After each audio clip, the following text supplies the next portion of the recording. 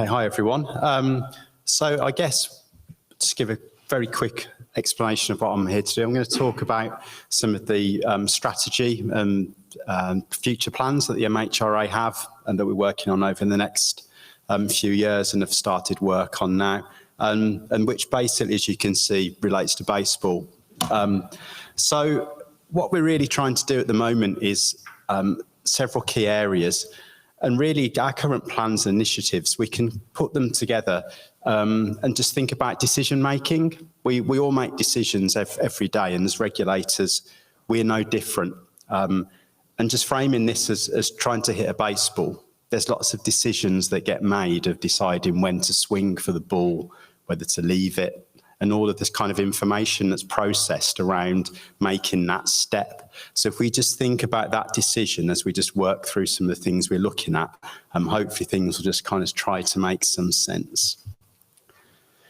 So hitting this baseball, there's capability that the batter needs to have some sort of talent and some sort of training and skills to enable that step to be taken. And data. Certainly in sports now, data plays a huge part. And again, a batter waiting to hit a ball has got all sorts of analytics and information fed to them now. And you only have to watch a major league game and you can see all of the tablets with all of the data on the pitcher, all the different types of spin rates, et cetera, and how data has now transformed just how that sport works. So again, data is so important for that decision making. And that, of course, links into the technology, of training techniques and all of the computer systems, radar, all these things that are helping inform that decision making. And then finally, collaboration. And here again, you've got collaboration with the teammates of sharing information, of just tips and hints, but also collaboration with the other team, which I guess is where regulators kind of suddenly might appear, in that there's a kind of reliance that there's a collaboration, that we follow the rules, that we do things in the right spirit. So all of these things are helping with that kind of activity of trying to hit that ball that you're kind of hoping the pitcher hasn't got spider tack all over their hands and then is really sort of pushing the boundaries, if you like, of what we'd expect. So those are the kind of themes as well that are driving our strategy and how we're looking to develop our compliance team.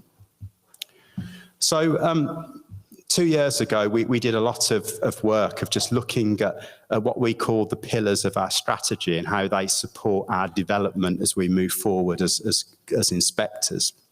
And they fall into these 6 categories around enhancing the use of data and intelligence, upstream intervention, how we don't just rely on inspection to inform who we're working with and who we're inspecting. We can actually try and engage more away from the inspection of improving compliance.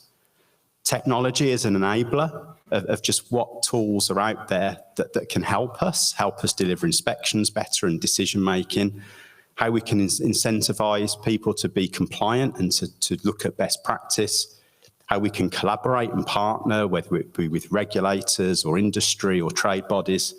And then a really important one for us of capability and capacity of our inspectors, of how we train and develop and retain and actually get smarter at the way we work.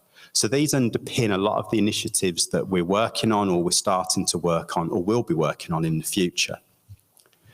So looking at these kind of themes, so capability, here we're looking at training. The world's changed. We were swapping inspection war stories over dinner this week and really just reflecting back on how things have changed over 12 years of how we would inspect, of the walking into a room full of ring binders and paper records and how now it moves, so electronic, of just how training has to evolve with what we're looking at and providing tools to make people more capable, whether it's technology that the inspector's using or actually tools to help us select where we go to inspect.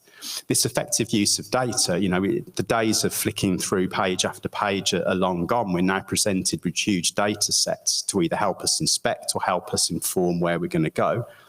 And recruitment, attracting the talent of getting the people that we need and the ever-evolving requirements around training and skills. So these are a core effort of our way forward now of just looking how we develop and get more effective with the teams that we have.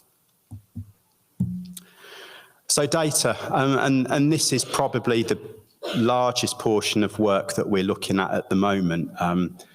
Inspection planning of just all of the different data sources that are available to us or need to be available to us, whether that is information from the application steps, risk signals, product types, inspection history, compliance information. All of this data is streaming down like in the matrix, and we need a way of just pulling all of that together to help us make informed decisions of where the best place is to put our resource.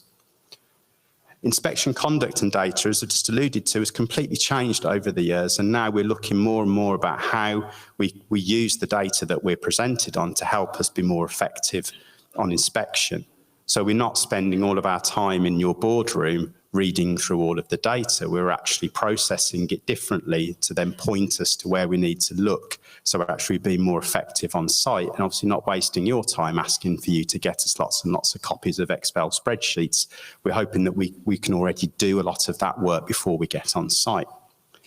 And equally, data about our own performance is important because it tells us how we are delivering our services, whether they're on time, where we may have bottlenecks, and just so we can track and trend as well what our performance is telling us about how we are delivering our inspections. So technology links into the data, and big part of what we're looking at the moment and working together with our partners is when we're on inspection of just what tools we've got to help us visualize data. So we're not relying on lots of line listings, that we're actually looking at software that will help us visualize and pick out trends and issues, whether it be from an audit trail or a line listing or any type of document. And again, hardware, just simple little things. You know, if you've ever watched an inspector with a very small laptop, it's not quite as good as if you're at home with your big monitor and can drag and drop lots of things around. You know, just lots of small little things like that. You know, how do we take notes? How do we record data? Just trying to make things more effective and life a lot easier for the people that are on site doing the work. And again, had to put it in somewhere, artificial intelligence. You know, we're constantly asked about it being used, whether it be in pharmacovigilance, GCP, what guidance are we going to write, what can we do? Equally, we're looking internally about what opportunities have we got to maximise this huge leap forwards in technology now, of how that can help us inspect, whether it's getting to an answer quicker or helping us with looking at all of this data of what opportunities are there just to harness this power, again, to make our time more valuable. Rather than farming data, we've got the answers or the indications of what to do and where to look. And collaboration, so how we're here shows some level of collaboration with the FDA and Health Canada. So really, again, we're just building these partnerships is important to us, so sharing experience, best practice, sharing resource, learning, but also preventing non-compliance by upstream engagement. So standing here, we want to learn how effective is it, where we're giving examples of issues and findings of it, is that actually having any influence on improving compliance or addressing any issues? And also thinking about areas such as behavioural science, of how we communicate, how does that message get through and what influence does that have on behaviour? If we word something differently, will it affect the outcome? So these are all things that we're starting to look at of just how this can actually help us and help you be more compliant, and whether there's things that we can do that are a lot less stressful rather than us coming en masse and inspecting. If we can communicate and work together differently away from the inspection arena, will this actually be better for compliance and patient safety? And then we've got this interesting point here, outcome-based cooperative regulation, and James alluded to it during the opening address. What this really is just kind of trying to look at things slightly differently, rather than there be this relationship of you do work, we come inspect, we tell you it's wrong, or right, obviously, and then it loops back round, and we just see this continuous almost sort of quality control, quality assurance sort of relationship building up. Outcome-based cooperative regulations are kind of a theory and just a paper that's already been written, where it really talks about the whole concept of actually enabling an organisation to opt for basing their activities around demonstration that they can be trusted. The idea being that if, as a regulator, as inspectors, that we're interacting with the organisation in a trusted environment where there's a lot more open communication about problems and how things are shared, then that should mean that by working together, everyone will be more compliant. A good example of this in the UK is aviation, where there's a scheme where trust is a huge part of how airlines will work, where there's a culture of if you see something wrong, you report it, and then you tell the regulator, and the regulator then works out, is this dangerous, or can we let someone fix it, or do we need to intervene? So it's looking at this whole concept of just, if that relationship changes between us as a regulator and inspectors, and there is this open dialogue of partnership and sharing information, this level of trust will build. And that's not just trust from us to you, it's trust from you to us, that if you tell us something that we need to be involved in fixing, we shouldn't then, we heard, bring in the cavalry. The way we react needs to be in that trusted environment as well, that we will then work to try and fix and put things right, rather than come and take the door down and then start criticising people and raising huge actions to fix. We still need to have that line, but will that relationship evolve enough to allow compliance to improve together as a regulator and as an organisation? So this is all very new for us, and it's something that we're just trying to learn and engage with some of our partners around, but it's something that we're just pursuing. Is this a new model of compliance that we can look at in the future? So to summarise things here, these really underpin of where we're trying to go as a regulator at the moment. And just working through what we've touched on there. Capability is so important to us because we need to evolve and we need to work together with our people that we inspect and our partners of how we do this, of making sure as inspectors we've got the right skills. And one thing that we've really focused and we're looking at around this is diversity. And by that I mean as much diversity of thought, in that we can't all think the same way. We need to be consistent. We need to apply the law consistently and guidance consistently. But what we don't want is groupthink. We need the diversity to challenge the way we work and to challenge how we can change things and to look at things slightly differently. So that's a massive part of the work that we're trying to do now. And then that feeds into how we recruit, how we train, and how we get the skills that we need. Data's only going to get a bigger and bigger part of our job and our roles, and also how you operate. So we really need to understand how to maximise the availability of that data, and then how we use it and how we use it effectively to help us inspect, and to also help us understand your operations and to be able to see any trends or any issues that might be just suggesting that they're growing and may get big, and address it before it happens. And equally, our systems need to start to inform us effectively of where to put our resource, because we can't inspect everything. So we need to be smart about where we deploy our resource. And technology enables the use of the data, us to be more capable. And we need to look at what you're doing. We need to look at new ways that we can do things, and just how we can be more effective about actually processing all this information that we're presented with on a daily basis. And then we've got collaboration. We will continue to grow our partnerships with fellow regulators, and also to engage as much as we can with organisations that are doing all of this regulated work.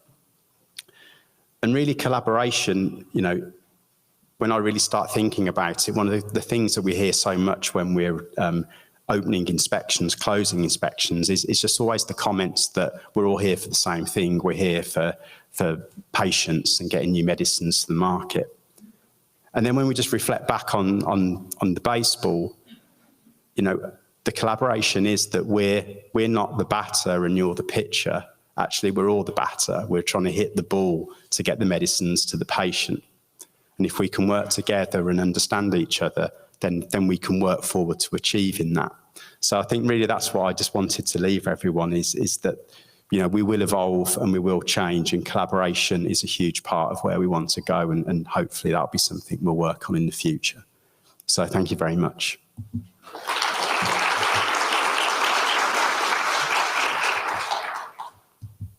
So I'll now hand over to Emily, so thank you.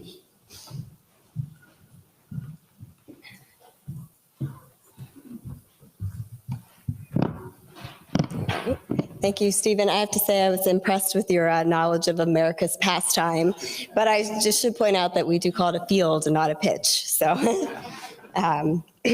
so again, my name's Emily Gebbia, and I have about 12 minutes to provide updates on FDA's policies, guidance, and initiatives. We issued over 100 guidances alone last year, so I can talk fast, but instead I'm going to just focus on one area, and that's clinical trial innovation, which you may have been able to tell from my title, Innovating, Innovative, Innovation, and I should have added innovatively.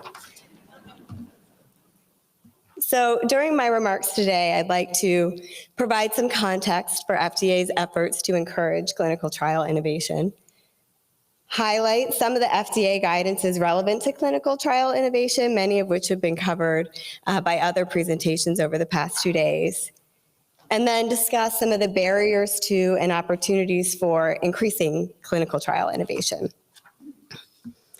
So I want to start by acknowledging that efforts to encourage clinical trial innovation are not new. I recently came across a Federal Register notice from the 1980s talking about a regulation update started in the 1970s that was, quote, intended to encourage innovation.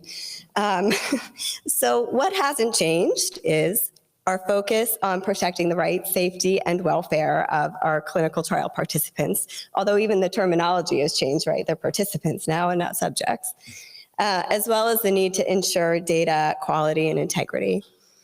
But what has changed, or why is innovation new again? Obviously, we've talked a lot the past 2 days about the technological revolution that really enables new ways of doing things. I think that there are also business and moral imperatives for change right now. So on the business side, folks have already mentioned many times the cost and increasing complexity of clinical trials. I think this also shows up in the kinds of trials that are being done, with more trials that are in rare diseases and that are being requiring study designs and study conduct in new and innovative ways. And then on the moral side, obviously we have an increasing emphasis on ensuring diversity, inclusion, and equity in clinical trials, and making sure that the patient voice is considered and incorporated. So there are ongoing efforts to encourage clinical trial innovation that are bolstered by recent legislation. It's not just a few of us in CDER waving our hands trying to get the message across. The Food and Drug Omnibus Reform Act of 2022, or FDORA, included a number of provisions relevant to advancing clinical trial innovation, some of which I've listed here, but there are even more, including provisions specifically related to improving clinical trial diversity. And I show this just to help emphasize that there's real momentum and broad buy-in across government for these initiatives. So, many of you may have seen the famous New Yorker cartoon where you have a gentleman in an office saying, "I'll be happy to give you innovative thinking. What are the guidelines?" Well, FDA has the guidelines. We have discussed a lot of them during this meeting already on how to design and conduct trials. This includes the Digital Health Technologies final guidance. We also have the Decentralized Clinical Trials Draft Guidance, and of course, mentioned many times, ICH E6R3. We also have guidances about innovative approaches to FDA's own oversight and assessment of clinical trials, which were discussed earlier this morning, the RIE guidance and the RRA guidance. But that's not all. We have other guidances that we've released recently that are also relevant to clinical trial innovation. We have real-world data guidances. We have our guidance on considerations for the conduct of clinical trials during major disruptions. We have, I wanted to mention on this one too, we also had a public meeting in October that was required under FDORA. So not just guidance, public meetings, opportunities to dialogue on these. We have our risk-based approach to monitoring Q&A guidance, which was recently updated. We have our draft Part 11 guidance. So with all of this guidance, we see everybody running out to innovate all the time, right? Not so fast. We did see a rapid acceleration in the adoption of innovative approaches during COVID out of necessity. A lot of people have talked about that, and I think there was and maybe continues to be an expectation that these innovations are going to just continue and we'll see more and more uptake. But we actually have some signs of a retreat back to pre-pandemic norms in some of the innovative things that were tried during COVID. So this is actually from a presentation by Ken Getz from the Tufts Center for the Study of Drug Development, which he presented at that public meeting on clinical trial disruptions last October. And luckily enough, his group was doing a study of remote and virtual solutions, the adoption of them in clinical trials right before the pandemic outbreak. And then they were able to go back and look at adoption sort of at the height of the pandemic and then a few years later. And what the data actually shows is there's been a retreat in the use of remote and virtual clinical trial elements over, since the height of the pandemic, and in fact, in some cases below pre-pandemic levels. I also have just an article here from the Pink Sheet, a recent Pink Sheet article about the lack of trial applications with decentralized elements in the EU.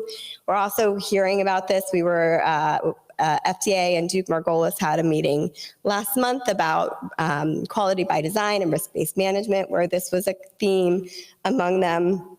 So the question is, what's going on?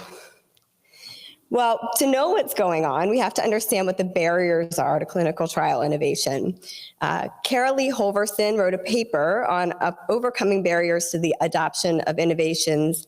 It was done in connection with a federal toolkit for innovation, so it focused on barriers to innovation and government policy, but I think they apply well outside of that context as well. And so one of the things that she did is she made a distinction between perceived barriers to innovation and actual barriers, which were often not regulatory barriers. So I don't want to discount regulatory barriers during this talk about regulatory updates. We hear concerns about lack of harmonization. We know that there are areas where folks still want some clarity, and we want to hear about that so we can address it and continue our dialogue. But today I'd like to talk about maybe whether there are other barriers that we should be thinking about. And some of these were identified by Holverson in her paper. So one of them is skepticism. And so she identified actually two causes of skepticism. One is calling things innovation that aren't.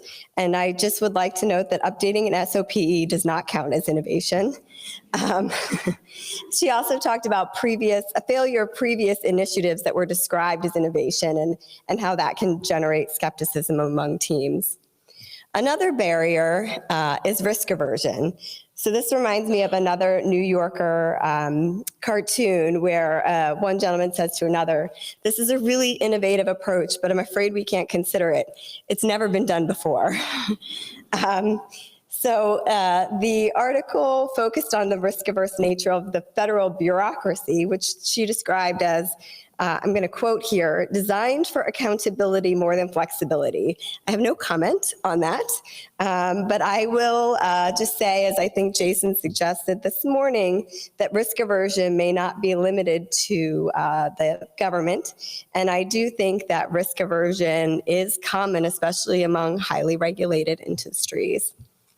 So the final barrier that Holverson mentioned in her paper that I wanted to highlight here is the barrier of status quo defenders. So those who have something to lose from doing something differently, either internal to an organization or external, that can disrupt efforts to try to do things innovatively. It's not all bad news. In her article, Holverson talks about lots of different ways the barriers to innovation can be overcome. And one of them is being able to demonstrate with evidence of real results the success of new ways of doing things. That was a theme of the public meeting on mitigating disruptions in clinical trials. It was a theme of the meeting on QBD and RBQM. And FDA has a real interest in companies getting these success stories and moving innovation forward. So I have listed here, in addition to all of the guidance that's been issued, a number of specific programs that CDER has to help companies implement innovative approaches. There's the Complex Innovative Trial Designs Meeting Program, which supports facilitating and advancing the use of complex adaptive, Bayesian, and other novel clinical trial designs. We heard about adaptive clinical trial designs this morning. The Advancing Real-World Evidence Program, which is focused on improving the quality and acceptability of real-world evidence-based approaches for labeling claims, including approval of new indications, and programs like these that provide the opportunity for increased interaction with FDA and advice are available. And so it's programs like these and similar efforts that industry and other stakeholders undertake that are going to be important to show what works and what doesn't in innovation. I recently heard a lecture by Dr. Janice Schwartz about a study her and her team at University of California did looking at motivators and barriers to participation in clinical trials among elderly patients with multiple chronic conditions. And in the survey that they reported on, 47% of respondents said that they would not participate in a clinical trial with study visits held by video only, and indicated a strong preference for in-person visits or a mix of in-person and video visits. I realize that there's a risk that in raising this study, I am reinforcing or validating risk aversion and skepticism. And there's obviously a lot to parse in the study, but I did want to mention it to highlight the need for research and real-life experience so we can identify which innovations really help us meet today's challenges. And it's not just for industry, it's FDA too. We heard earlier, we're still trying to figure out the best way to use RAs.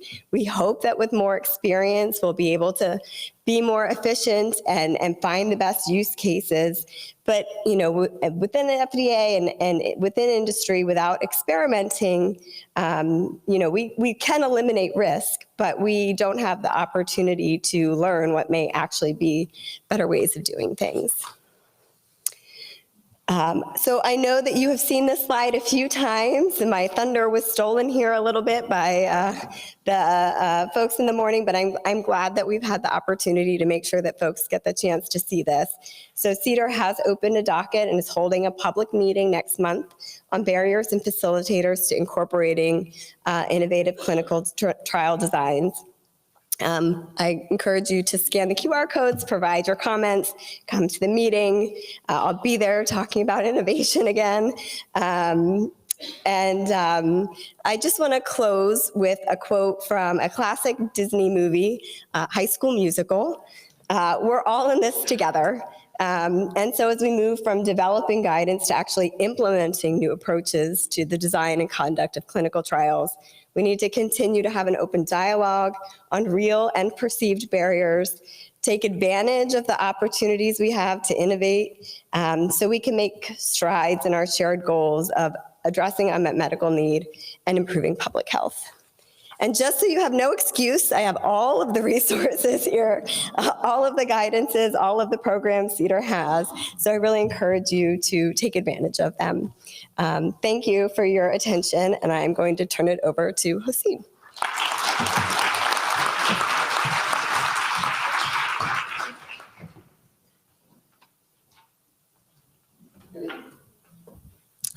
Thank you very much. Good afternoon again. So my presentation is about Health Canada Clinical Trial Compliance Program policies, guidelines, and initiatives. So I'm going to speak about my group, mandate, roles and responsibilities, scope of activities. I will talk also briefly about Canada's clinical trial regulatory framework. Can you hear me fine? Okay. And I will finish my presentation with key document for stakeholders. I'm trying to help you navigate all of these documentation or a jungle of documentation in a typical government website. So the Clinical Trial Compliance Program is one of many compliance enforcement programs in Health Canada. We are dedicated to clinical trial, and our mandate is to promote and verify compliance of drug clinical trials in Canada against the Canadian laws. So practically the Food and Drug Act and its associated regulations, in particular Part C, Division 5, which is the Canadian clinical trial regulations. With the ultimate objectives is to protect participant or rodent in clinical trials in Canada, but also to increase the confidence in the reliability of the clinical trial results that hopefully will be submitted in market, in drug market authorization in Canada. Our inspectors, we are about 12, 13 inspectors, small team, but mighty, and we have our authority to inspect based on the Food and Drug Act, Canadian Food and Drug Act, Section 23. And luckily, we are allowed to inspect physical location, but also virtual and electronic locations as well. So during the pandemic, we didn't have any issue to, go to sponsors and say, like, we need to access remotely or everything you can provide us, and it is an inspection. So in Health Canada, the oversight of clinical trial is shared between two branches or two programs. One is the science program. So they receive the clinical trial application, they do the science review, and they issue the authorization. We call them the science authority. Then compliance enforcement is a different branch, and my group is within this branch, and our mandate is inspection to verify compliance. So, but we do other things, including we have authority to suspend and cancel clinical trial for non-compliance of good clinical practices. So, scope of activities, 60% of our inspection are inspection at active and ongoing clinical trials at Canadian site, investigator sites. We do also for-cause inspections. Then the other 40% of inspection are system-based inspection of sponsor and service providers. We are initiating, starting with the bioequivalence clinical trial inspection, Canadian site and foreign sites. And we are doing also data integrity inspection for pivotal clinical trial supporting drug submissions. So we're just starting for these last two. Of course, we initiated the compliance readiness inspection, which is an inspection before a site starts recruiting subject, hoping that we reduce the likelihood of non-compliance. We are working really strongly on the international side, because we do believe that compliance enforcement needs to be also a global activity. So a lot of coordination, a lot of sharing information, but also a lot of training and joint inspections. Oops. Something wrong with this one? So it doesn't move. All right, good, thank you. The Canadian Clinical Trial Regulatory Framework. As I said, Canada's Food and Drug Act. Then we had the Food and Drug Regulations. It's not a typo. It's like Food and Drugs Act and Food and Drug Regulation. So in case you think it's a typo. During the pandemic, we worked on it, we called it interim order, then we moved to permanent regulations, which is about COVID related trial, drug and medical devices. That's another framework that we added recently. In future, we are working on modernizing the clinical trial regulation. The project started to streamline all clinical trial regulation, like drug, medical device, natural health product, and even food into one big umbrella. But it was very challenging. So we are working now on a drug clinical trial. What we are trying to do is to harmonize with our international partners, but also incorporate the language and the recommendation from ACH E6. And we are hoping to have these regulations coming into force by early or mid 2026.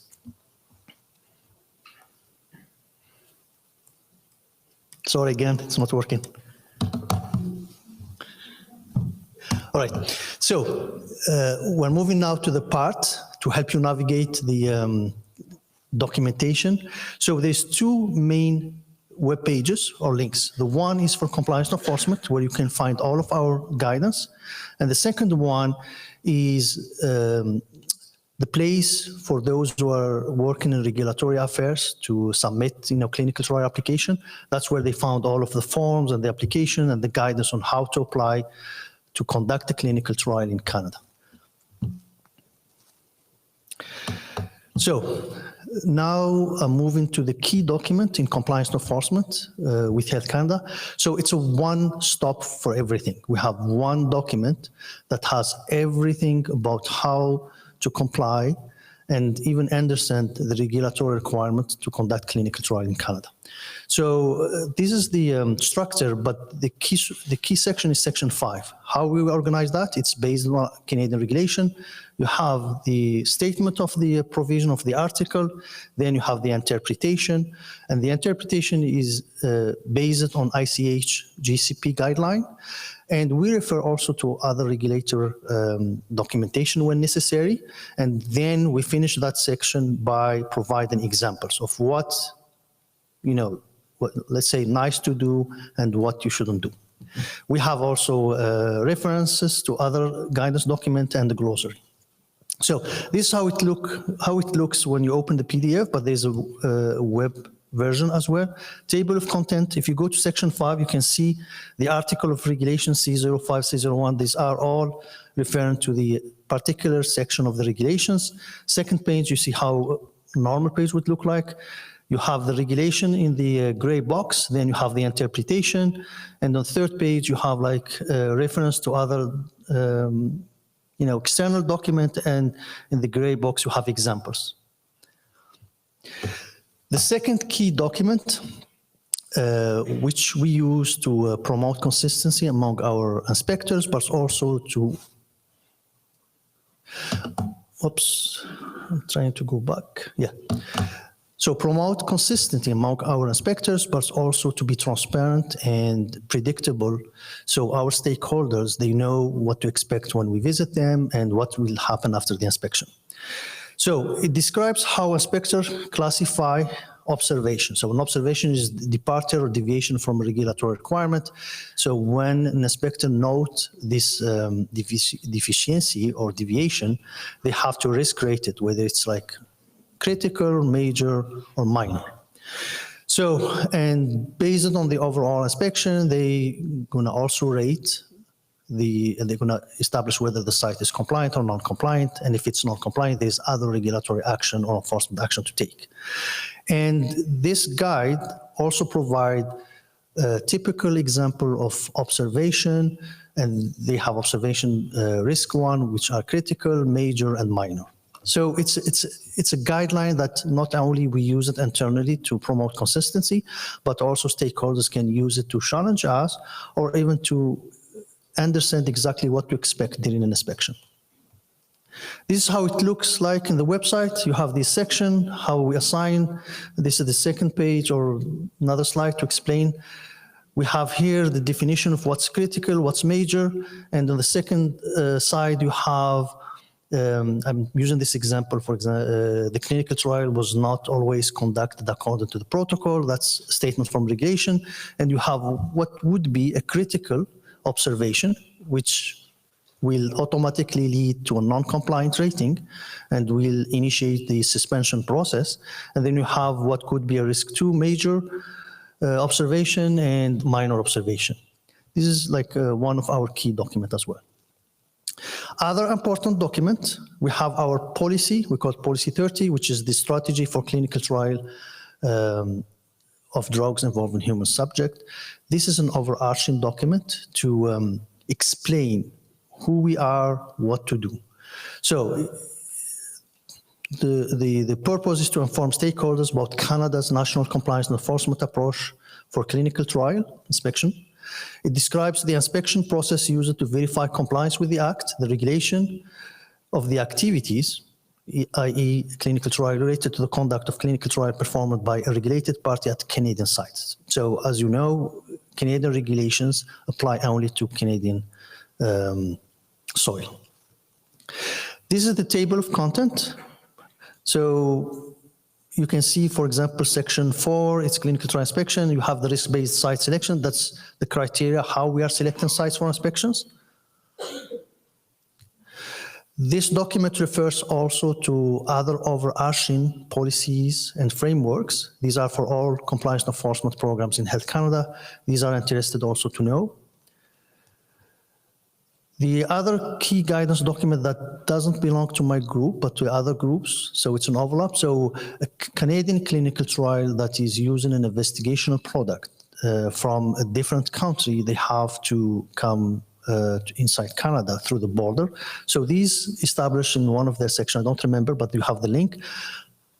What kind of documentation you need to present to allow that investigational product in the Canadian sites? You have another document, which is the good manufacturing practices for drugs used in clinical trial.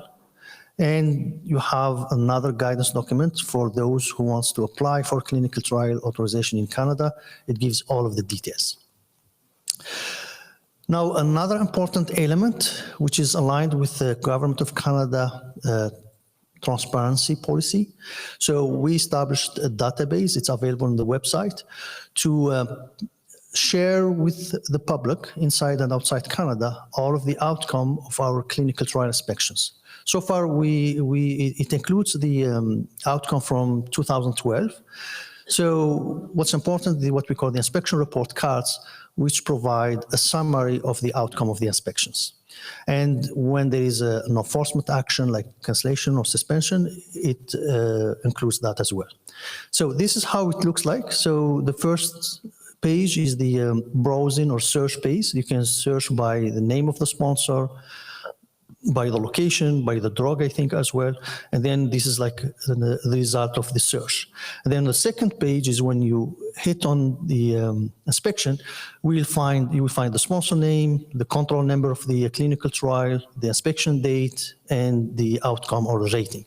And below you will find the summary of the observation, the deviation against a section of the regulation, then a statement or generic statement. We don't provide the details, but we provide enough information. The other way is using this information, you can always approach Health Canada or through the website of the Government of Canada, and you have the Access to Information Act that allow all public to access the information of the government. So you can have the report. Of course, what we do is just we will block any personal information or any proprietary or business confidential information. But these are available. You can request them even if you are in the US or anywhere else.